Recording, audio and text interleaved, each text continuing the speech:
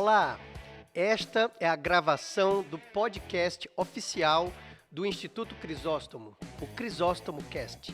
E este é o nosso podcast número 1. Nesse podcast, nós pretendemos abordar temas como saúde do cabelo, calvície, transplante capilar, saúde da pele, lifestyle e outros temas que nós acharmos relevantes. Esse é um canal de divulgação mais descontraído, uma forma de nós trazermos um pouco mais de informação aos nossos pacientes, aos nossos colegas, a toda a população. E nesse primeiro programa nós vamos falar sobre câncer de pele, já que o mês que nós estamos é dezembro, e é o Dezembro Laranja. Desde 2014, a Sociedade Brasileira de Dermatologia, SBD, promove o Dezembro Laranja. A ação faz parte da campanha nacional de prevenção ao câncer de pele, que é um problema de saúde pública, e a SBD transformou esse tema numa ampla campanha de combate ao câncer de pele por meio do Dezembro Laranja, o mês de conscientização sobre a doença. Vocês sabiam que no Brasil, o Instituto Nacional do Câncer estima que mais de 85 mil novos casos de câncer de pele são registrados entre homens e mais de 80 mil entre as mulheres? Isso por ano, muita gente. Isso os cânceres não melanoma. O melanoma, que é um câncer mais letal, mais grave, tem uma ocorrência mais baixa, cerca de 6 mil novos casos por ano. Sempre no último mês do ano, várias ações são realizadas em parceria com instituições públicas e privadas para informar a população. E o nosso podcast sobre câncer de pele é uma dessas ações.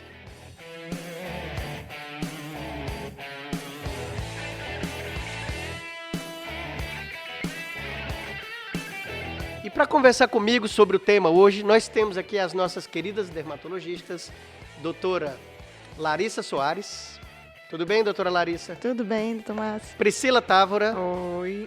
Tudo bem, Priscila? Vamos informar a população hoje. Vamos lá. E a doutora Manuela Crisóstomo. Olá. O nosso clima de discussão aqui é mais descontraído, a gente quer mais um bate-papo, mas o tema é muito sério. Doutora Larissa, eu queria começar do básico. O que é o câncer de pele? Como é que a gente pode caracterizar ou conceituar o câncer de pele de uma forma bem simples? Então, o câncer de pele ele surge quando você tem um crescimento e uma multiplicação anormal das células da pele, principalmente em consequência a uma exposição solar contínua e exagerada, né?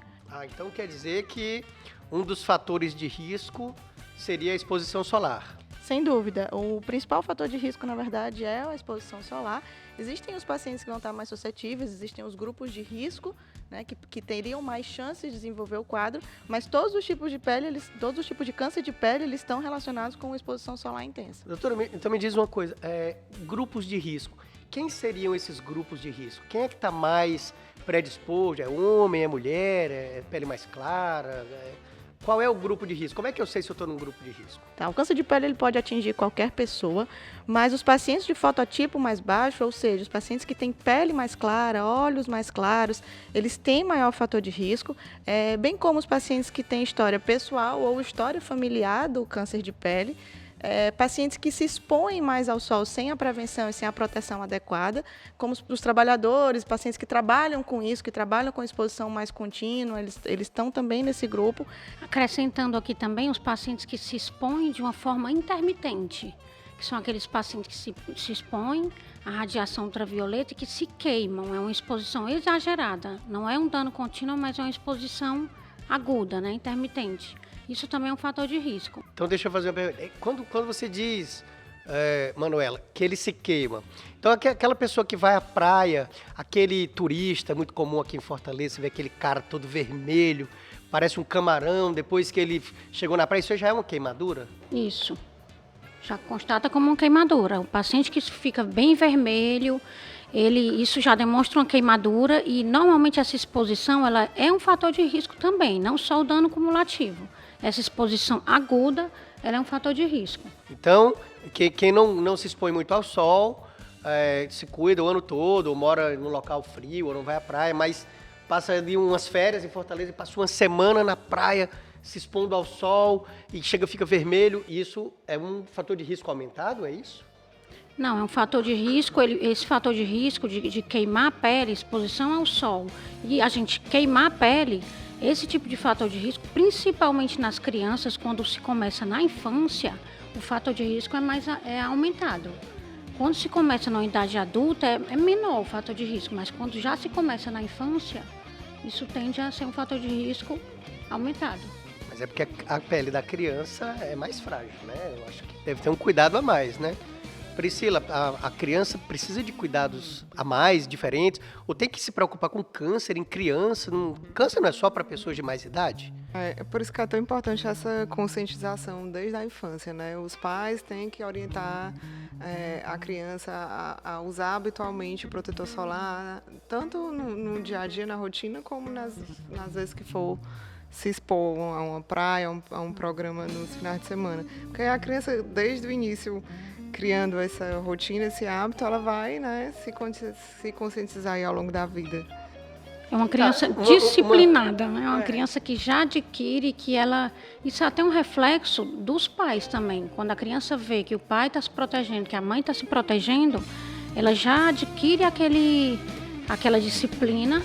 Hoje é mais fácil a gente proteger as nossas crianças, porque a gente tem também, além do protetor solar, a gente pode comprar as blusas que têm proteção contra a radiação ultravioleta e fica bem mais fácil. A criança veste aquela blusinha e ela já vai tomar o banho, não tem problema, porque a blusa ela realmente protege bem. É diferente do protetor solar, que o protetor solar a gente precisa repor a cada 2 horas. Manuela, então me tira uma dúvida. Então por que quando a gente sai lá em casa para a praia, que as crianças estão com aquela blusinha que tem proteção contra os raios solares, você ainda pinta aquela criança assim, gente, vocês não têm ideia. Olha, ser casado com um dermatologista é um negócio, você vai sair pra praia, quando você tá saindo do quarto, que você olha, tá aquelas crianças, parecem um fantasminha assim, pintado de branco. Eu digo, meu Deus, o que é isso? Então assim, precisa pintar aqueles pobres crianças que chegam na praia, parece um fantasma, tão de branco, ou não bastaria colocar essa blusinha, não? Sim, precisa sim. A blusinha não substitui? Porque a blusinha fica no corpo, né? Então, e a face que está exposta, e os membros inferiores que ficam expostos. E uma das coisas assim, mais importantes para a gente frisar aqui é a questão da quantidade de protetor solar que é aplicado. Então, não adianta a gente passar 1 grão de ervilha no rosto todo, achando que está usando o protetor solar corretamente. Não. Na verdade, a gente usa tipo uma regrinha, que é uma colher de chá para face e pescoço, né, e as orelhas. Eu tô achando que a colher de chá lá em casa e uma colherzinha, tá sendo trocada por uma colher de sopa. Aquela colher de sopa, aquela que pega assim a sopa colheres mesmo. Colheres de sopa para o corpo. Né? Então, assim, é importante a aplicação, a quantidade de protetor solar que a gente coloca. Não adianta colocar pouco e achar que a criança está protegida. Além disso, a criança ou o adulto. Além disso, é a quantidade e também a frequência da aplicação. Que normalmente a gente recomenda a cada 2 horas, se estiver exposto, né, ao sol. Tem uma história que de 2 em 2 horas, mas tem uma história que se for entrar na água, aí esse tempo diminui? Isso é verdade? Ou você entra na piscina, a criança entrou na piscina. Diminui esse tempo? Exatamente. Tem que reaplicar o protetor toda vida que sair do banho, né? De banho. Nossa, então... Mesmo que seja um protetor à prova d'água, vendo lá no rótulo que é a prova d'água, ainda assim ele tem que ser reaplicado. Então tem que programar bem, viu? Assim, olha, entrou na piscina e não sai, fica aí. Só sai na hora de ir embora, porque senão haja protetor, né? Tá bom. Não, mas a água também reflete a luz ultravioleta, né? Mas uma pergunta aqui, porque funciona como um prisma também, não é? A água, areia... Né? Isso é um tudo se princípio reflete. óptico. As gotículas de água funcionam como um prisma e ampliam a potência dessa radiação, né? Mas uma pergunta, então. Antes da gente passar para outro tópico, eu queria saber o seguinte.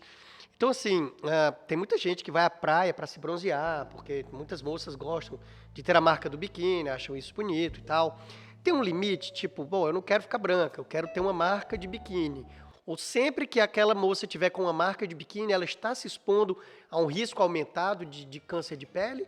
Ou tem como fazer uma marca de biquíni sem ter esse risco?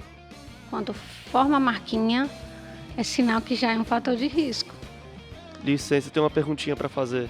Aqui, então, apresentando aqui o nosso editor produtor e roteirista. E diretor. Diretor, peraí, que aqui também tem um diretor, que sou eu. Não abro mão desse cargo, porque estamos aqui em conjunto, mas o William vai trazer as perguntas da juventude daqui a pouco. Bom, eu acho que já está bem esclarecido então. Pessoal, fica aqui o alerta. Foi à praia para se bronzear, para pegar marca de biquíni, atenção, está se expondo ao risco de câncer de pele. Né? O ideal é consultar com o dermatologista para ter a orientação adequada. Mas eu queria lançar mais uma pergunta.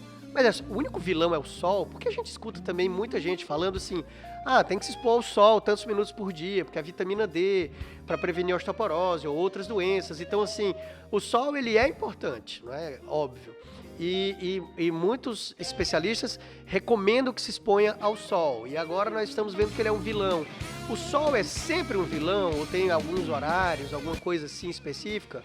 E complementando essa pergunta, deve ter outros vilões. Não pode ser que o sol seja o único culpado disso, né? Na verdade, o sol ele vai ter os benefícios dele, sim, mas quando se trata de câncer de pele, a gente tem que tomar muito cuidado com a questão da exposição, né? E existem os horários que são os horários piores para essa exposição, onde você vai ter maior incidência da radiação ultravioleta B, principalmente, que é a responsável por aumentar o risco do câncer de pele. Que são os horários? Que são entre 9 e 16 horas.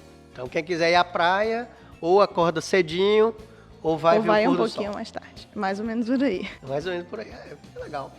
É bom, acordar cedo, Deus ajuda quem cedo madruga. Eu acho que vai ser um bom hábito, né? Lembrando que mesmo nesses horários, a gente não está recomendando aquela exposição sem proteção, né? A gente recomenda que a exposição ela realmente seja tomada de alguns cuidados, né? Evitar a exposição do corpo mesmo para o bronzeamento, ficar embaixo de guarda-sol, usar chapéus com abas mais largas, usar o fotoprotetor, né? Então, assim, nunca um dermatologista vai recomendar essa exposição ativa e a exposição livre, sem fator de proteção, para um paciente, mesmo que ele esteja relatando que está necessitando de vitamina D. Né? Sempre vai existir essa briga entre os dermatologistas e os reumatologistas nesse sentido, né? Porque a gente sabe que o câncer de pele ele é o tipo de câncer mais comum de todos os tumores malignos que a gente tem aqui, né? Para cada 4 cânceres de pele, para cada 4 tipos de lesões malignas, de tumores malignos que são diagnosticados, uma na pele. Então a gente tem realmente uma prevalência muito alta, né? E esses cânceres eles podem ser curados, eles podem ser tratados, mas isso vai depender de quão precoce foi feito o diagnóstico, de quando foi instituído o tratamento, né? Ele pode levar, sim, a mortalidade, ele pode levar a algumas sequelas, a algumas mutilações. Calma, peraí, antes de assustar, eu queria só esgotar mais algum vilão fora o sol. Eu tô querendo proteger o sol, não é possível que ele seja o culpado de... Tem mais algum outro, e o bronzeamento artificial e o sol, tem mais algum outro fator de predisposição, tipo, meu pai tem câncer de pele, eu vou ter câncer de pele? Ou não? Tem um fator genético aí também? Ou alguma alimentação? Ou algum tipo de alergia, alguma doença de pele? Algo que favoreça, assim, comumente mais o câncer de pele e que a gente possa esclarecer aqui? Como eu já falei, né? A história familiar ela pode realmente predispor o paciente, principalmente se ele já tem uma história familiar positiva para aquele tipo de câncer. Uso de algumas medicações imunossupressoras também podem favorecer e algumas doenças de pele que podem gerar mais sensibilidade ao sol, como por exemplo albinismo, vitiligo, aquela pele branquinha, pigmentoso, né? Tá certo. Eles têm menos defesa, é isso? Exatamente. Eles teriam menos o pigmento que daria essa proteção contra os raios solares, e algumas outras doenças elas realmente causam uma sensibilidade ao sol maior, né? E aí acabaria predispondo mais o paciente. E as câmeras de bronzeamento artificial. Né? Gente, não tem jeito aqui, a Manuela que complementou, eu sabia, porque, olha, vocês não imaginam quando eu pego algumas fotos, quando a gente namorava na época da faculdade, e ela era moreninha, era uma morena, e quando eu vejo as fotos, depois que ela virou dermatologista, realmente ela foi ficando mais branca, assim. Eu acho que eu vou te chamar de Michael Jackson agora, Manuela, viu? Você conhece a Ficou tão fundo, branca. se informa a fundo sobre o que é o câncer de pele e eu como dermatologista, quando eu entendi realmente isso, eu não quis saber mais de sol. E não é só o câncer de pele, né? Eu acho que o sol também está muito relacionado com o envelhecimento. Então, quando você está prevenindo o câncer, acredito que você também está prevenindo um pouco o envelhecimento da pele, das rugas, algumas manchas. Tem a ver isso ou não? Isso sem dúvida, né? A radiação, ela também acaba levando ao envelhecimento cutâneo. E sabe uma coisa engraçada que eu observo? A impressão que eu tenho é que os pacientes acabam assustando muito mais quando a gente fala de que o sol pode levar ao envelhecimento do que o sol pode levar a um câncer de pele. Eu acho que os pacientes têm muito mais medo do dano estético, do dano de surgirem manchas, de ficar com rugas, do que propriamente de surgir uma lesão como o câncer de pele, né? Olha só, quer dizer, aquela velha... Então a pessoa às vezes está preocupada mais com a estética, com medo de ter ruga, de ter mancha, eu acho que acaba... mas está também se protegendo do câncer de pele. Sem dúvida. Então, muito bom. Dois benefícios em um. Atirou no que viu e matou o que não viu, o famoso ditado.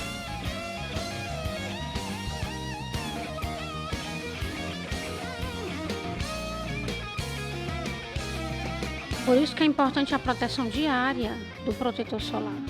Porque quando a gente fala da incidência de 9 às 16 horas, que é aquele pico de radiação ultravioleta B, mas existe a radiação ultravioleta A. Então, o ideal é que a gente faça uso de um filtro solar de amplo espectro, que ele tem um espectro para a proteção da radiação ultravioleta A e da radiação ultravioleta B. Porque a radiação ultravioleta A, ela leva ao envelhecimento mais precocemente. Então, uma das principais causas de envelhecimento da pele é a fotoexposição. Não é nem a genética em si, não é nem a cronologia, né? A idade que avança. O principal fator de envelhecimento da nossa pele é o sol. Então não é tudo igual. Eu pensei que mudava só aquele fator, que é 20, 30, 50. Eu acho que quanto maior o número, maior a proteção. Então também tem que tomar cuidado com o espectro. Quer dizer, não é tão simples. É só chegar na farmácia, comprar um protetor, é fácil. Ou realmente tem que um dermatologista avaliar o seu tipo de pele, tem alguma coisa específica, a minha pele é oleosa, ela é mais clara, mas tem isso? Ou é uma coisa mais simples? Bom, o ideal é ter a recomendação realmente do dermatologista para o protetor solar adequado. Hoje em dia a gama de protetores solares é gigantesca, então a gente já tem protetores solares com antioxidante na composição, fatores de anti-oleosidade e tudo mais. Então, o dermatologista vai saber indicar o protetor solar adequado.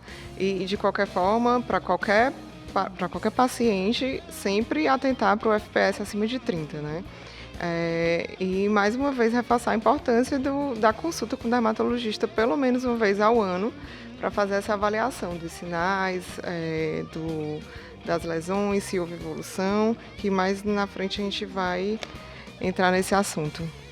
Uma outra coisa bacana também com o uso dos protetores é o protetor solar com base, é o protetor solar com cor, que ele protege também da luz visível, não é? Porque tem um óxido de ferro, então ele consegue proteger da luz visível. E para a gente é muito cômodo para a mulher, porque já aplica aquele protetor solar com base, então ela já fica como se fosse uma maquiagem. Então é uma coisa que já virou disciplina. Acorda, lava o rosto e já aplica o protetor solar com base, você já sai com o rosto preparado, né? Preparado para o trabalho, preparado para algum evento. E hoje os protetores, dependendo do tipo de pele, eles se adequam bem à cor da pele, né, do paciente. Então isso também chegou de uma forma muito boa para, no caso, as mulheres. Tem uma coisa que me chamou a atenção aí. Então, luz visível. Luz visível quer dizer que não é a luz do sol, é a luz visível, é a luz da sala? É a luz do ambiente de trabalho? Luz fluorescente, luz do computador, do infravermelho. Então, mas isso aí tem a ver com câncer de pele, não? Não. Ah, tá. Tem a ver com manchas na pele, entendeu? Com melasma, com outros... Captei. Vamos voltar aqui para o câncer de pele. Nós temos uma dúvida aqui do nosso editor que está desde o começo querendo perguntar. Fala, William, qual é a sua dúvida? Olá, doutoras, tudo bem? Olá. Então, minha dúvida é o seguinte, como eu sou um cara que estou fazendo muitas tatuagens hoje, Me surgiu a dúvida, a tatuagem, ela pode causar câncer de pele? Eu teria que procurar algum tatuador mais recomendado para uma tinta que ele usa especificamente, ou não? Eu posso ficar tranquilo com as minhas tatuagens?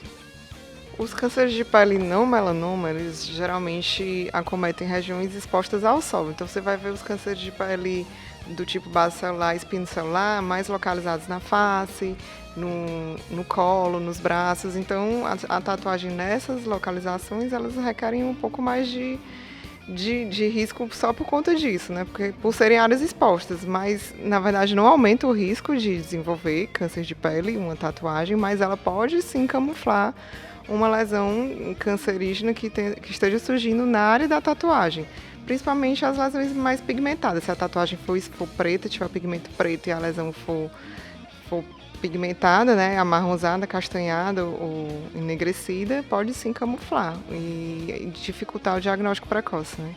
O que aumenta o fator de risco são cicatrizes na pele, cicatrizes crônicas ou queimaduras. E quanto a essa questão de camuflar e de dificultar o diagnóstico precoce, teve um caso relativamente recente de uma paciente que ficou bem conhecida nas mídias sociais, que ela usava, não era uma tatuagem, mas ela usava uma unha de porcelana. E aí, durante muito tempo, ela ficou só tirando e recolocando a unha e acabou que impediu a detecção de um melanoma subungueal.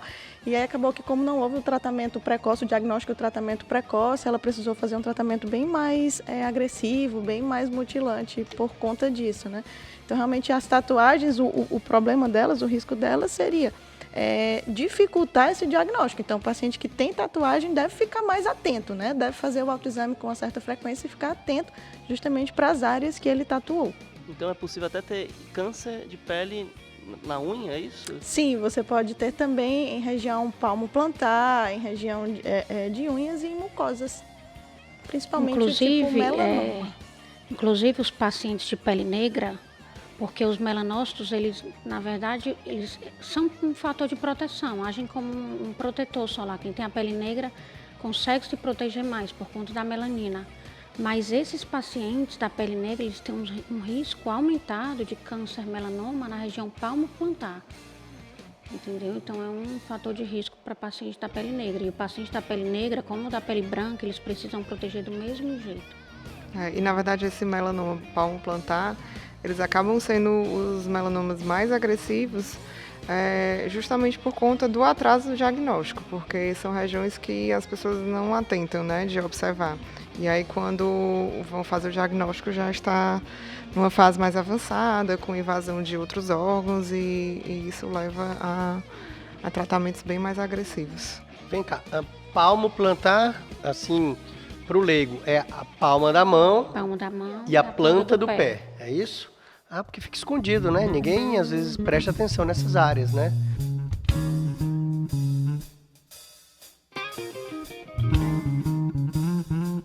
Eu vi vocês falando muito assim, o não melanoma, o melanoma, o não melanoma.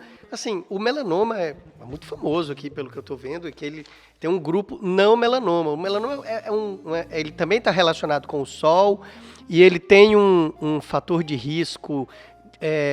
Os fatores de risco para o melanoma são diferentes. Ele é mais agressivo, não é isso? Ele é mais perigoso, digamos assim? O melanoma ele é o tipo de câncer de pele mais perigoso, é o que tem maior taxa de letalidade. Felizmente, ele é o mais raro, ele é o menos comum. Os fatores de risco são bem semelhantes. No caso do melanoma, ele tem relação com a história familiar e ele também tem relação com aquela exposição mais recreacional que a doutora Manuela estava falando, né? Nos carcinomas espinocelulares, você tende a ter um maior fator de risco naquele paciente que tem uma exposição mais cumulativa. Já no melanoma, ele está mais associado com essa exposição mais recreacional, mais esporádica. Outro fator de risco para melanoma é aquele paciente que tem acima de 50 sinais, 50 pintinhas, né, no corpo. Então, esse paciente é um paciente de risco e o ideal é que ele seja mapeado anualmente aí pelo dermatologista. Quando você falou de pintinha, eu me lembro quando eu era assim criança, vou dizer que eu era adolescente, assim, para ficar mais jovem, era muito famosa a pintinha da Angélica, né? Ela tem uma mancha na coxa, né? Uma mancha até grande, assim, talvez do tamanho de um polegar na coxa dela, é uma mancha grande.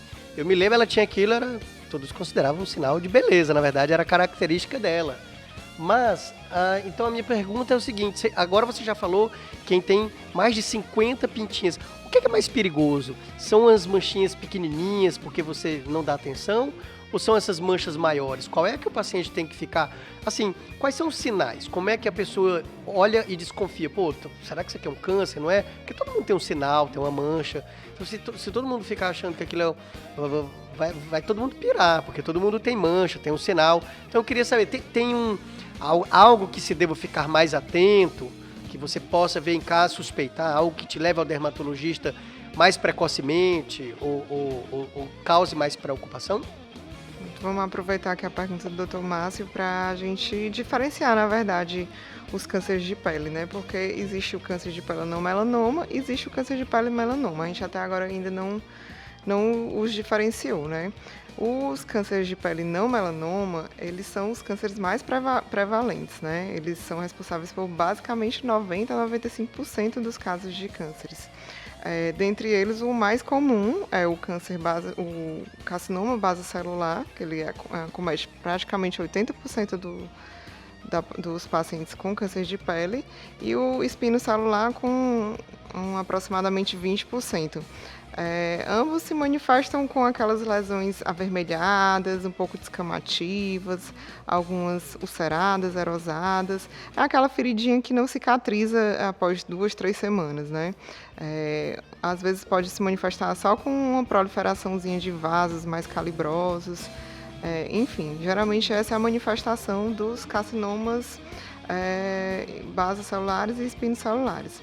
Já o melanoma, ele é bem mais raro, como a doutora Larissa citou, né? Ele acomete praticamente 3% dos casos de pacientes com câncer de pele, mas, como ela bem enfatizou, é aquele mais agressivo, é aquele câncer que invade outros órgãos, e o que pouca gente sabe é que, quando ele é diagnosticado precocemente, 90% dos casos ele evolui com cura, né? Quando tratado adequadamente. Vamos lá. Como é exatamente que a gente diferencia um melanoma para esses sinais, essas pintinhas que o Dr. Márcio citou? Existe uma regra básica que a SBD desenvolveu, criou, e a gente tenta repassar para os nossos pacientes, que é a regra do ABCDE. Então, você vai pegar uma lesãozinha pigmentada, né, um sinalzinho desse, como o da Angélica, que o Dr. Márcio citou, e a gente vai enquadrar nessa regra do ABCDE. Primeira coisa, que é a letra A, é a assimetria, né? Então, aquela lesão, ela é simétrica ou ela é assimétrica? Como a gente faz essa classificação? A gente divide como se fosse uma pizza em 4 fatias. A fatia, as fatias, elas se assemelham, elas são parecidas ou elas são bem diferentes uma da outra? Se forem diferentes, aí já entra como um sinal de alerta, né? A letra B é a borda. A gente vai avaliar a irregularidade da borda. Se elas forem bem irregulares, já entraria também como mais um sinal de alerta. O C é a coloração. O melanoma, na verdade, ele tem ele pode ter, né, na verdade, várias colorações. Pode ter vários tons de marrom, ou uma cor mais enegrecida, ou até azulada. Quando ela tem vários tons, ela também já chama bastante atenção. A letra D é o diâmetro da lesão, quando ela tem acima de 6 milímetros, já entra também como critério. E, por último, e mais importante, a letra E, que é a evolução da lesão. Ou seja, a lesão está mudando de tamanho, ela está crescendo, ela está mudando de formato, ela está ficando mais escura. Essa realmente é aquela que leva o paciente ao consultório do dermatologista. Então, sabendo essa regrinha do ABCDE, a gente consegue avaliar, né, uma lesão como de risco ou não. A gente enquadraria aí a lesão do sinalzinho da Angélica com essa regra do ABCDE, e a gente observaria que ela não entra em nenhum desses critérios, né? É uma lesão simétrica, com bordas regulares, que tem uma coloração a longa distância, né, basicamente única. Ela tem acima de 6 milímetros, mas não tem uma mudança de evolução, né? Então, só teria um critério que não daria para enquadrar como uma lesão com um sinal de alerta, né? Querida Angélica, fique tranquila. Uma consulta à distância já te excluiu do grupo de risco. Eu estou brincando, é claro que Não existe consulta à distância, não é isso? Doutora, se eu tirar uma foto e mandar uma foto assim, doutora, apareceu isso aqui, dá para avaliar? Não dá para avaliar, né? Vocês têm que olhar com tem algum aparelho, é olho nu ou é com algum aparelho específico que olha? E mais um detalhe, eu achei muito interessante essa classificação do ABCDE, eu acho interessante o paciente ter essa noção, mas ele não vai conseguir caracterizar todos essas diferenças. Isso não exclui, ele saber essa regrinha do ABCDE, não exclui um screening ou uma consulta dermatológica periódica, não é? Na verdade, essas regras, esses sinais, eles são só para gerar uma espécie de suspeição no paciente, para que ele procure um especialista, para que ele procure um dermatologista para que haja um diagnóstico correto, né? Durante uma consulta dermatológica com o especialista, ele vai utilizar um exame chamado dermatoscopia, que através de um aparelho ele consegue identificar estruturas da pele que não são visíveis a olho nu. Então, você tem algumas características para diagnosticar esse câncer de pele clinicamente e, a partir daí, se for necessário, realizar uma biópsia, uma retirada daquela lesão e mandar para uma avaliação histopatológica para que seja confirmado o diagnóstico e instituído o tratamento adequado. Em relação ao que a Priscila estava falando sobre avaliar como é a lesão, a assimetria, a cor e a evolução desse quadro, a gente levanta a questão da importância do autoexame, né? É importante que o paciente saiba reconhecer como é a pele dele, como são as pintas dele, para que ele consiga entender se houver alguma evolução, se houver algo diferente, alguma mudança naqueles sinais.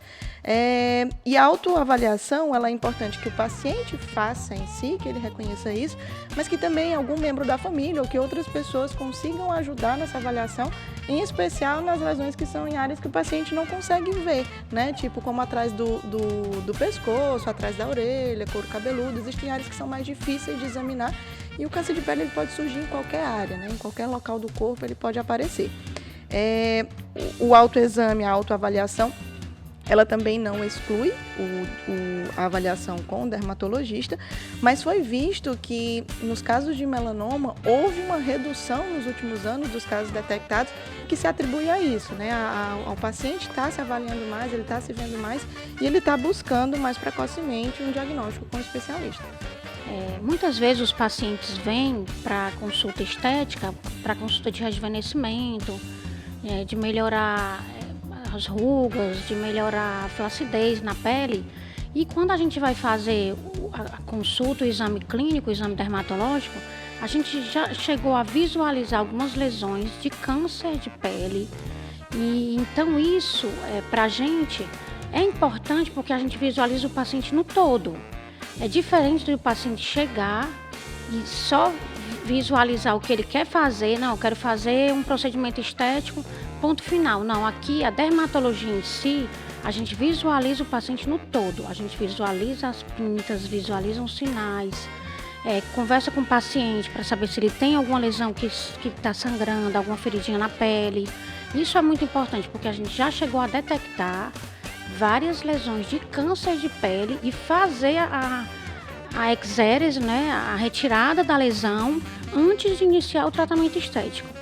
Então fica aí um alerta para todo mundo que é importante tratar da estética, mas mais importante ainda é tratar da saúde da pele. Eu mesmo, doutor, sou um ótimo exemplo disso, porque eu, como tenho uma pele muito branca, tenho muitos sinais na pele, eu vou sempre no meu dermatologista de 6 em 6 meses para ficar dando uma olhada nesses sinais, por preocupação de ter um futuro câncer de pele. William, dermatologista do Instituto Crisóstomo, né? Você, quem está ouvindo, procure um dermatologista que seja da Sociedade Brasileira de Dermatologia, na sua cidade, e ele terá todas as credenciais para avaliá-lo. Mas, William, você está intimado a consultar somente aqui no Instituto.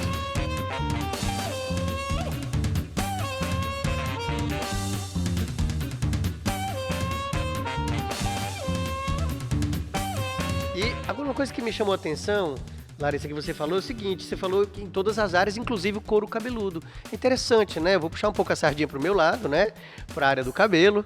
E assim, o cabelo, além da estética, ele tem um fator de proteção, não é isso? Então, o paciente que tem cabelo, a pessoa que tem cabelo, ele tem uma proteção mecânica, ou seja, o cabelo impede um pouco que esses raios solares atinjam o couro cabeludo. E eu observo muito os pacientes que eu vou operar de calvície avançada para os transplantes capilares, aquele paciente que tem uma calvície muito extensa, que não tem cabelo na parte superior da cabeça há muito tempo, eu observo muitas manchas. A gente observa, inclusive, que a pele vai ficando atrofiada, ela vai ficando fininha, assim, branca. Então, assim, a ausência dos cabelos, ela poderia aumentar o risco de câncer de pele nessa região? Sem dúvida, porque você está justamente perdendo essa proteção mecânica que o cabelo estava dando, né? E Ou seja, façam um transplante capilar e previnam-se do câncer de pele no couro cabeludo. Tem mais um argumento para os pacientes me procurarem. Não é só o rejuvenescimento, a estética e a autoestima. Transplante capilar é saúde, é prevenção de câncer de pele. É muito comum os pacientes, mesmo os pacientes que são bem calvos, eles terem hábito de usar o protetor solar no rosto, eles esquecerem dessa proteção no couro cabeludo, né?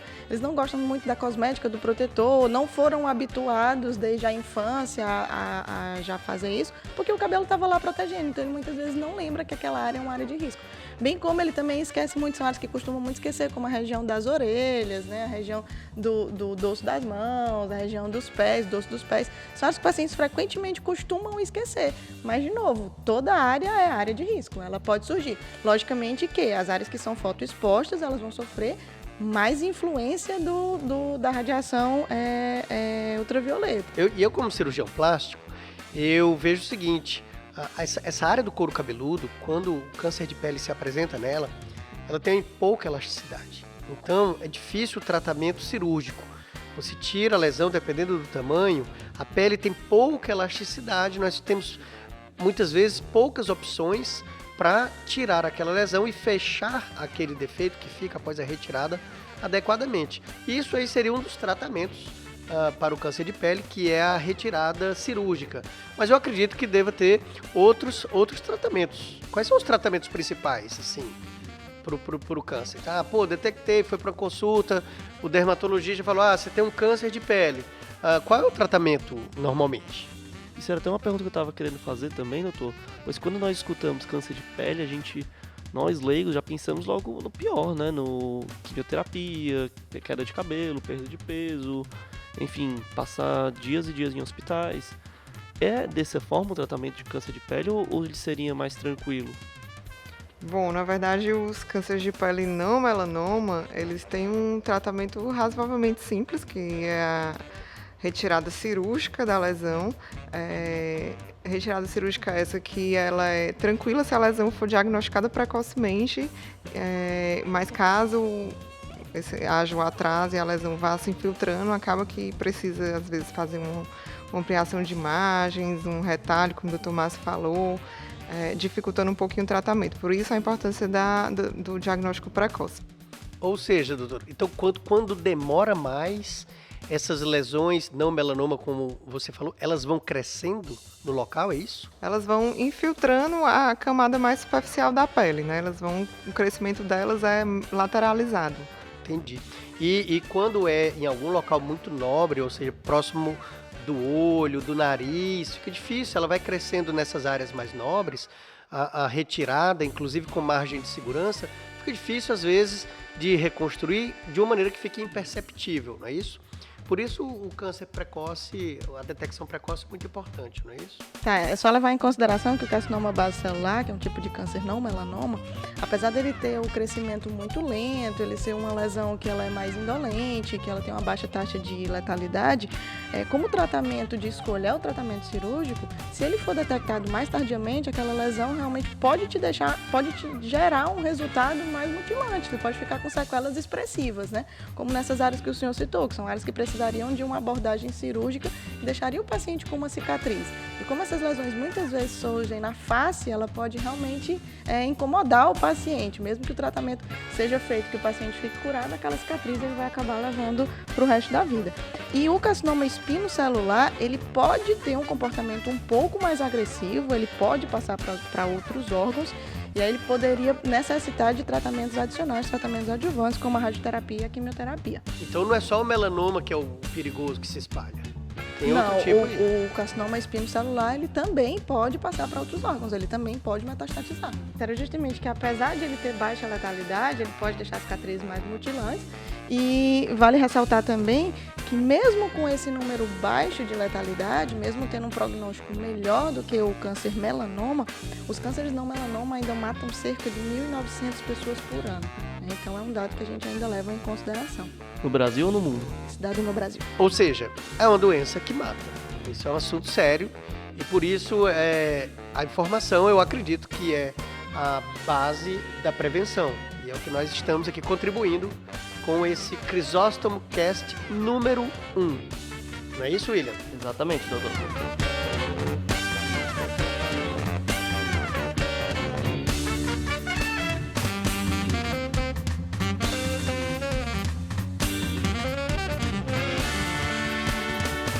Bom, eu acredito que a gente já tem muitas informações, eu acho que foi muito proveitoso e agora vamos ficar com algumas dicas finais, o que nós chamamos aqui de take home message. Qual é a lição que você tem que levar para casa? Doutora Priscila. Bom, diferente dos outros cânceres, o câncer de pele ele é o único que pode ser prevenido, né? Então a profilaxia é o ponto-chave. Então lembrar bastante da exposição adequada, que é aquela nos horários entre as 10 e as 15 horas, usar os métodos de barreira sempre, as blusas de proteção de raios UVB, que foi aquelas que a doutora Manuela citou, além do chapéu com abas longas, o uso do óculos solar e a quantidade adequada do protetor solar, de reaplicar após 2 horas, após o banho de mar, banho de piscina. E lembrar também daquilo que a doutora Larissa falou, de aplicar o protetor nos locais que muitas vezes a gente esquece, que é o couro cabeludo, região de orelhas, pescoço. E é isso. Doutora Larissa. O importante realmente é prevenir e ficar atento para os sinais do câncer de pele, né? Sempre que tiver uma lesão suspeita, procurar um dermatologista para que seja feito um diagnóstico precoce e instituído o tratamento o mais rapidamente possível. E para finalizar, eu queria ouvir o take home message da nossa diretora, Manuela Crisóstomo, está caladinha aqui no final. Qual é o seu take home message, Manu? Eu acho que a gente precisa cuidar da saúde da pele de forma completa. Então, a gente sempre procura, vamos tratar a parte estética, melhorar as rugas, melhorar a autoestima, mas ter cuidado e fazer um autoexame das pintas, um autoexame de lesões na pele, é muito importante isso, para a saúde da nossa pele. Essa é a essência da medicina, é o que nós temos no nosso instituto. Então aqui, vamos fazer aqui um merchan, na verdade, defender aqui o nosso lado, eu acredito muito na medicina de forma completa. Então, às vezes, você vê o dermatologista ou o cirurgião plástico, como eu, e diz assim, não, é só medicina estética e só se preocupa. Não, negativo. Nós temos toda a visão das nossas especialidades de uma forma completa. E esse nosso primeiro podcast foi uma prova disso. Eu achei muito interessante a nossa conversa e eu queria o seguinte, William, me diz uma coisa, como é que a gente faz para encontrar as redes sociais, para ver esse podcast, onde é que vai ficar divulgado e quais são nossas redes sociais? Bem, doutor, quem quiser nos encontrar nas redes sociais, Instituto Crisóstomo, YouTube, Instagram, Facebook, só botar Instituto Crisóstomo que estamos por lá. Além disso, nosso podcast vai se chamar Crisóstomo Cast e pode ser localizado no Spotify. E não se esquecer também de ativar o sininho no YouTube e ficar por dentro das nossas redes sociais, que sempre quando tiver novidade por lá a gente tá informando.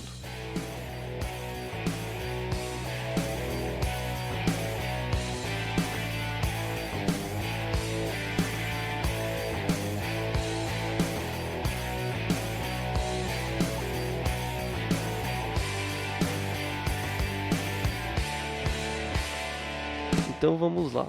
Doutoras, vou perguntar um pouquinho das redes sociais de vocês, para quem quiser que tá escutando a gente, encontrar vocês no Instagram, acompanhar um pouco mais de vocês.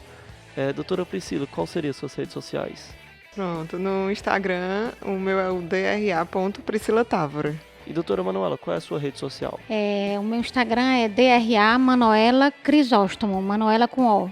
E doutora Larissa, a sua rede social, seu Instagram, qual seria? O meu é dra.larissasoares. E o seu, doutor Márcio, como nós localizamos o senhor? O meu Instagram é drmarciocrisóstomo. E lá, o que mais vai se encontrar são congressos, transplante capilar, calvície, nada sobre câncer de pele, exceto que hoje nós vamos divulgar em todas as nossas redes sociais esse podcast, que é muito importante. Então, eu queria agradecer a presença de todos, eu acho que esse bate-papo foi muito legal, foi muito importante, e aguardem o nosso próximo podcast, que sairá toda terça-feira, às 9 da manhã, não é, William? 9 da manhã, terça-feira, sagrado. Vixe, doutor, 9 horas da manhã, eita. Um pouquinho mais tarde, né? Tá bom, um pouquinho mais tarde. Mas toda terça-feira nós teremos um podcast com um assunto super relevante para a sua saúde, para o seu bem-estar, a saúde da sua pele, dos seus cabelos. E esse é o Crisóstomo Cast número 1. Obrigado.